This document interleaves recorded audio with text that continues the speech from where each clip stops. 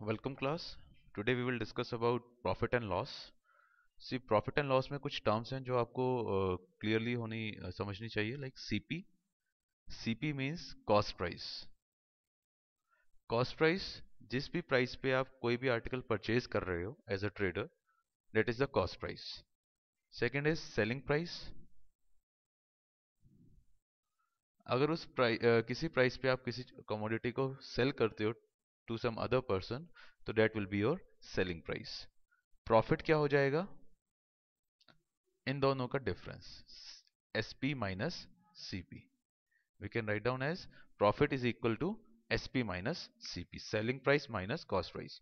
Suppose your selling price is 1800 while your cost price was 1200, तो 600 जो आ जाएगा वो आपका प्रॉफिट हो जाएगा, राइट.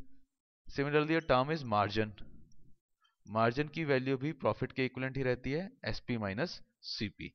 सपोज 1000 वाले आर्टिकल आपने 1200 का सेल किया, तो मार्जिन जो हो गया वो प्रॉफिट के इक्विवेलेंट ही हो गया, 1200 माइनस 1000, 200 रुपीज. तो 200 ही आपका प्रॉफिट भी हो जाएगा और मार्जिन भी हो जाएगा. लॉस हो जाता है आपका CP minus SP. This profit and loss is inter related. Suppose profit यहाँ पे नेगेटिव में आ जाता है, डेट मीन्स उतने ही रुपीज का आपको लॉस हो गया. लॉस कब होता है? जब आपने खरीदा हो किसी पर्टिकुलर प्राइस पे और सेलिंग की हो उससे कम प्राइस पे, then loss will be there. Quite logical. 2000 वाला आर्टिकल अगर आपने 1800 का बेच दिया, डेट मीन्स 200 का लॉस हो गया. बट अगर 200 वाला आर्टिकल आप 400 का बेच रहे हो तो 200 का प्रॉफिट हो गया. So these are the terminology of profit and loss. इसके बाद डिस्काउंट से रिलेटेड चीजें आती है. एक टर्म इसमें टर्म होती है mark price. That means markup price, MP. इसका मतलब क्या होता है? जो आपको किसी भी शॉप पे जाके किसी भी प्रोडक्ट पे जो टैग लगा होता है, that is a mark price. कि उस ट्रेडर ने किसी भी आर्टिकल का प्राइस क्या कोट किया हुआ है, that is the mark price. Suppose किसी आर्टिकल के ऊपर मार्क प्राइस वॉज 2000, बट आपने उसको 1500 ही पे किया, तो 2000 was the mark price, but actually जो सेलिंग प्राइस रहा डेट वॉज 1500, और इन दोनों का जो डिफरेंस होगा 500, डेट विल बी डिस्काउंट. तो डिस्काउंट को हम कैसे डिफाइन कर सकते हैं? Discount is equal to mark price minus selling price. So discount is equal to mark price minus selling price. अगर there will be no discount, अगर डिस्काउंट जीरो हो जाता है, डेट मीन्स मार्क प्राइस और selling price equal होगा, right. Next is profit percentage. अभी तक हमने किया प्रॉफिट कैसे कैलकुलेट करना है. Next thing we will discuss about profit percentage. Formula is SP minus CP. This is the profit जो हमने पहले किया था. अब इस प्रॉफिट को आपने डिवाइड करना है CP से और मल्टीप्लाई कर देना है 100 से. You will get profit percentage. Similarly loss percentage चाहिए तो ये चीज अपने आप ही ऑटोमेटिक नेगेटिव आ जाएगी. Formula will remain same, but answer you will get in negative. That means loss percentage will be there. Discount percentage will be mark price minus selling price divided by mark price whole multiplied by 100. This is discount percentage. जो भी mark price है उसमें से selling price minus कर दो, divided by mark price into 100. Next is margin percentage. Selling price minus cost price divided by selling price into 100. Using these three formulas, only these three formulas, आप profit and loss में हर question attempt कर सकते हो with 100% accuracy. Profit percentage का याद रखना, divided by CP होता है. डिस्काउंट परसेंटेज में MP होता है. मार्जिन परसेंटेज में SP होता है. डोंट कंफ्यूज के डिवाइड किससे करना है.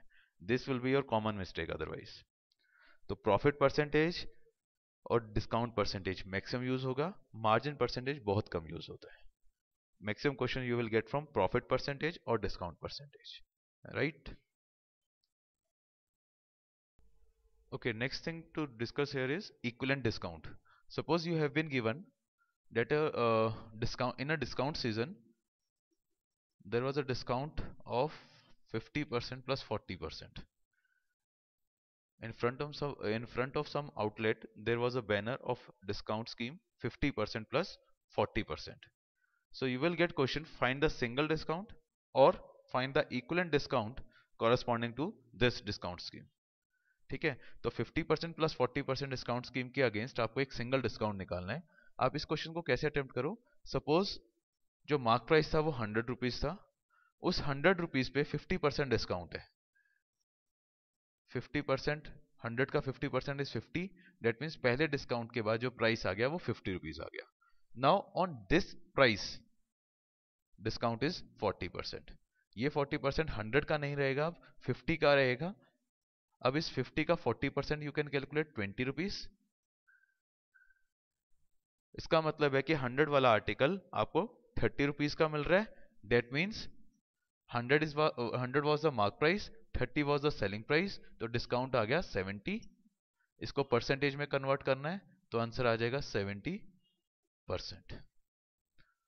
So whenever you will get 2 discounts, 3 discounts and question will be like find the single discount, तो आपको इसी टाइप से अटेम्प्ट करना है. सपोज मार्क प्राइस 100 ले लिया आपने, फर्स्ट डिस्काउंट को एडजस्ट किया, जो प्राइस आए फिर सेकंड डिस्काउंट को फर्दर, अगर कोई और डिस्काउंट भी दिया है तो वहां पे इसको आगे फर्दर करना है, और उसके बाद जो डिफरेंस आएगा उतने ही परसेंट का आपको नेट सिंगल डिस्काउंट मिलेगा. इसी में एक और टाइप का क्वेश्चन जो बनता है प्रॉफिट एंड लॉस में, वो बोलेंगे suppose there was a scheme of buy 2 get 1 free. In front of a shop there was a banner of buy 2 get 1 free. तो find the equivalent single discount. Find the equivalent discount या find the single discount इस scheme के under. तो आप देखो इसको आप कैसे अटेम्प्ट कर सकते हो. सपोज हर आर्टिकल की वैल्यू 100 रुपीज है. Every article cost you rupees 100. अब आप अपने घर कितने आर्टिकल्स लेके आ रहे हो. बाय 2 गेट 1 फ्री मींस आप अपने साथ 3 आर्टिकल्स लेके आ रहे हो विदाउट एनी डिस्काउंट. आपको उस शॉपकीपर को 300 रुपीज पे करना चाहिए था, because you are bringing 3 articles with you at the rate of 100 rupees per article. That means 300 total package की कॉस्ट होनी चाहिए थी. बट इस केस में आपने कितना दिया उसको, बाय 2 मीन्स 2 के पैसे दिए आपने इसको. दैट मीन्स 200 आपने पे किया, जबकि करना चाहिए था 300. मतलब 300 वाला आर्टिकल आपको, 300 वाला पैकेज 200 का मिल रहा है. दैट मीन्स 100 रुपीज का डिस्काउंट हो गया. When the mark price was 300 into 100 to calculate the discount percentage, you will get the answer as 33.3%. So this is the method to calculate the equivalent discount corresponding to this scheme. इसके अलावा कोई भी और type का question आ जाए, you can easily manipulate कि क्या सिंगल डिस्काउंट बनेगा इसमें. कहीं पे आपको कोई प्रॉब्लम नहीं आएगी. 3 डिस्काउंट स्कीम आ जाए तो भी नहीं होगा. इस टाइप का क्वेश्चन आ जाए then also you will be able to solve the question, right? So in next session we will discuss some advanced question related to profit and loss. Please practice about these concepts and revise hard, right? Thank you.